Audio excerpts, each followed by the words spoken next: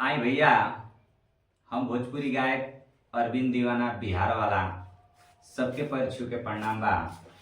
और हमने के हारमोनिया पे एगो गाना पवन सिंह भैया सुपरस्टार वहाँ गाना एगो दर्द भरी सुनाव जाता है जा।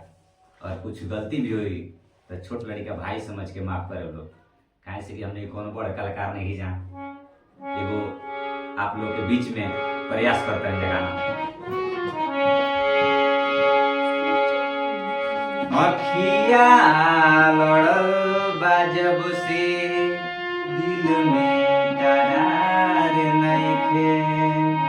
अखिया लड़ल बा जब से दिल में करार नइखे।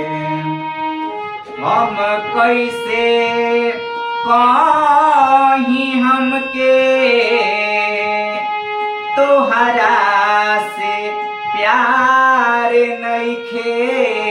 हम कैसे कहीं हमके तोहरा से प्यार नइखे। अखिया लड़ल बा जब से दिल में करार नइखे। अखिया जब से दिल में करार नइखे।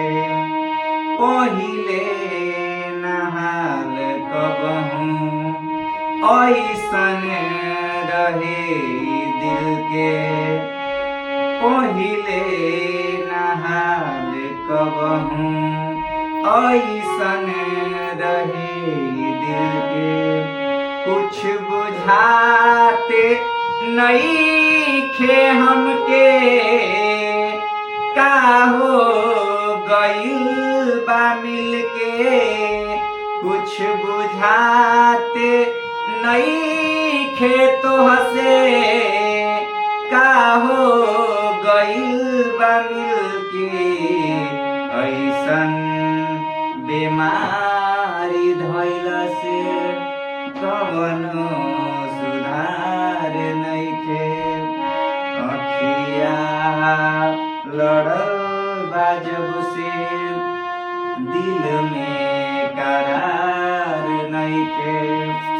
हम कैसे कहीं हमके तोहरा से प्यार नइखे।